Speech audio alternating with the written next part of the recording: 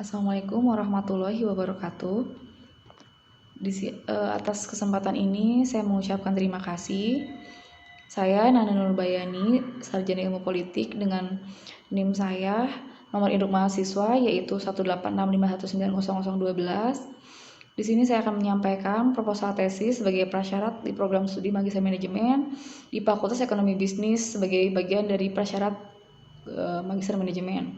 Saya mengucapkan terima kasih kepada Ketua Penguji Bapak Dr. Insinyur Hari Susilo, MM IH Imarch, serta dosen pembimbing utama saya yaitu Ibu Dr. Bu Marhalinda SMM, serta teman-teman saya yang selama ini mensupport saya sampai di sini. Adapun judul proposal tesis saya adalah pengaruh budaya organisasi motivasi kerja terhadap pengembangan karir serta implikasinya terhadap kinerja pegawai non-PNS Rumah Sakit Cipto Mangunkusumo di Jakarta Pusat. Maka di sini saya akan memaparkan tentang outline presentasinya, yaitu latar belakang masalah, landasan teori, serta metode penelitiannya. Latar belakang di sini saya kenapa? Karena sebelumnya saya pernah bekerja di Rumah Sakit Cipto Mangunkusumo selama 10 tahun. Kehadiran rumah sakit di sini mampu memberikan pelayanan yang terbaik bagi pasien demi mewujudkan good governance corporate.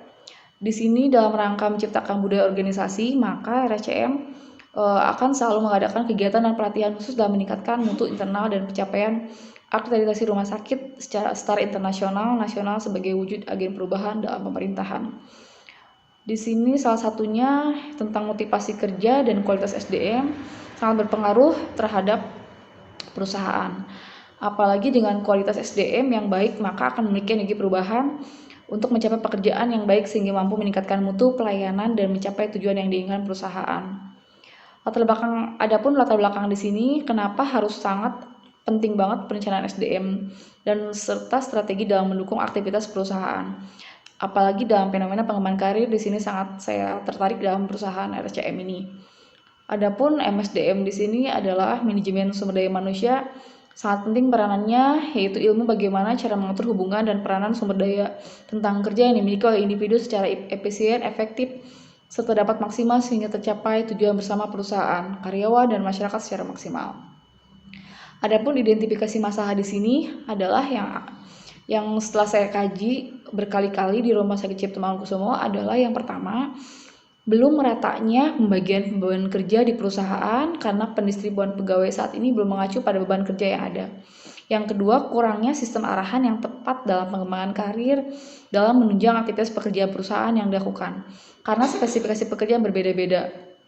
Yang ketiga, motivasi kerja yang masih sangat rendah yang ditunjukkan oleh tingkat turnover pegawai yang masih cukup tinggi. Yang keempat, kinerja kerja pegawai belum optimal dapat diduga sebagai salah satu penyebab rendahnya kinerja pegawai. Yang kelima, masih adanya budaya organisasi lama pada pegawai yang bekerja tidak sesuai dengan beban kerja yang diberikan perusahaan. Yang keenam, rendahnya motivasi kerja pegawai diduga mempengaruhi hasil kinerja pegawai. Serta yang terakhir, kurang maksimalnya kinerja pegawai sebagai output akhir penilaian kinerja sebagai indikator yang terukur. Di sini batasan masalah. Penelitian dilakukan melihat apakah ada pengaruh atau dari budaya organisasi, motivasi kerja, serta pengembangan karir serta implikasinya terhadap kinerja pegawai non-PNS di Rumah Sakit Cipto Mangunkusumo. Sehingga di pembatasan masalah di sini ada 4, yaitu salah satunya adalah metode yang digunakan adalah survei dengan pendekatan kuesioner dan wawancara. Penelitiannya di Rumah Sakit Cipto Mangunkusumo. Objek penelitiannya pegawai non-PNS. Meskipun di Rumah Sakit Cipto itu sebenarnya ada pegawai PNS dan pegawai non-PNS. Ada juga yang pegawai honor juga, tapi saya tertarik ke pegawai non-PNS-nya. Karena ada ribuan karyawan di sini.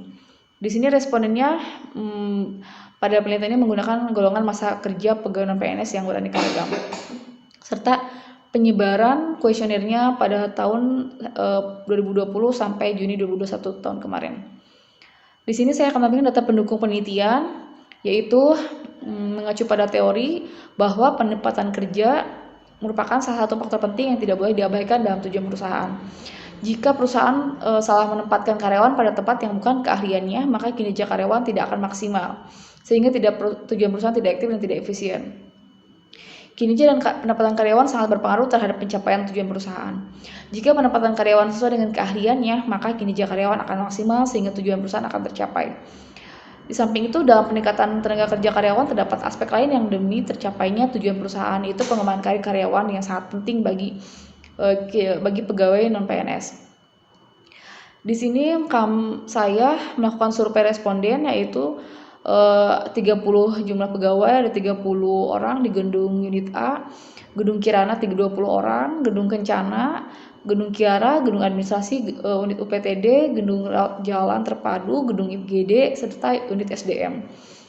Saya tertarik di sini karena mengacu pada teori Ermawati dan Ambong Nintias pada 2015.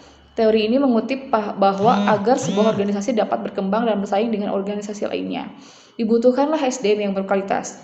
SDM berperan dalam mengolah dan memanfaatkan sumber daya dan material sehingga menjadi sebuah hasil. Serta menurut teori McClellan yang diterjemahkan oleh Suwanto tahun 2020 halaman 161 adalah seperangkat kekuatan baik yang berasal dari dalam diri maupun dari luar diri seseorang yang mendorong untuk memulai perilaku kerja sesuai dengan format, arah, intensitas, dan jangka waktu tertentu. Di sini saya memaparkan dimensi dan indikator variabel dalam penelitian ini. Budaya organisasi ada innovation and restocking, attention to detail, outcome orientation, people orientation, team orientation, aggressiveness, stability. Pengembangan karirnya pun di sini saya indikatornya ada prestasi kerja, exposure, jaringan kerja, grow, pertumbuhan, pembimbing, dan support dan sponsor. Kinerja karyawan saya mengacu pada indikatornya yaitu kualitas, kuantitas, tanggung jawab, kerjasama, dan inisiatif. Adapun motivasi kerjanya di sini kembali ke mengacu pada teori kebutuhan psikologis, kebutuhan rasa aman, kebutuhan sosial, kebutuhan harga diri, serta kebutuhan aktualisasi diri. Di sini menurut tabel, kenapa kategori penelitian di sini mengacu pada variabel Y yaitu kinerja pegawai non-PNS tahun 2021. Masalah yang menarik untuk dikaji dalam pencapaian tujuan itu adalah dari kinerja karyawan perusahaan itu sendiri, yaitu dilihat dari masa kerjanya atau masa golongan. Tahun pertama pegawai non-PNS pada tahun penilaian kinerja pertama. Golongan kedua adalah masa kerja selama 1-5 tahun. Golongan ketiga adalah masa kerja dari 5 tahun sampai 10 tahun pada tahun 2019 sampai 2021. Di sini sebagai kuesioner, maka penilaian kinerja yang saya dapatkan, data-data bukti pendukungnya adalah penilaian kinerjanya itu sangat kecil ya. Di sini 45% baik, angkanya paling besar hanya di angka 0,8 alias baik.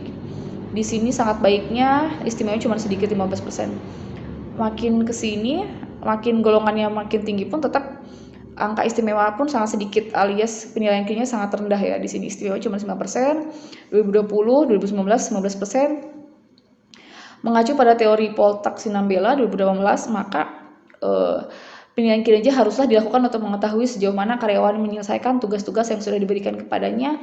Penilaian juga dilakukan untuk merancang langkah-langkah yang akan diambil untuk mengetahui arah perusahaan serta pencapaian kinerja karyawan dan pencapaian terhadap target organisasi atau perusahaan selama melakukan produktivitas.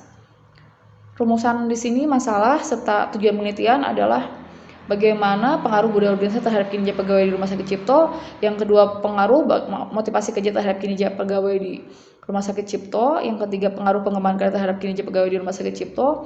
Yang keempat, bagaimana pengaruh pengembangan karir dan motivasi kerja secara bersama-sama terhadap kinerja pegawai Rumah Sakit Cipto. Yang kelima, pengaruh budaya organisasi dan motivasi kerja secara bersama terhadap kinerja pegawai non-PNS di Rumah Sakit Cipto. Yang keenam, pengaruh budaya organisasi dan pengembangan karir serta kerja secara bersama-sama terhadap kinerja pegawai non-PNS di Rumah Sakit Cipto Mangunkusumo. Serta yang terakhir, di sini tujuan penelitiannya adalah bagaimana pengaruh budaya organisasi, motivasi kerja serta pengembangan karir yang diteliti secara bersama-sama terhadap kinerja pegawai non-PNS di Rumah Sakit Cipto Mangunkusumo. Adapun manfaat penelitian yang di sini saya teliti adalah secara akademisi, praktisi, dan ruang lingkup penelitian. Landasan teori dan kerangka pemikirannya pun di sini saya mengkaji semua beberapa teori yang terbaru serta ada pengertian dari MSDM, SDM, kinerja, tujuan dan sasaran kinerja, faktor kinerja, dimensi indikator, tentang budaya organisasi, tentang motivasi, tentang budaya organisasi, tentang kinerja, motivasi, serta tentang pengembangan karir.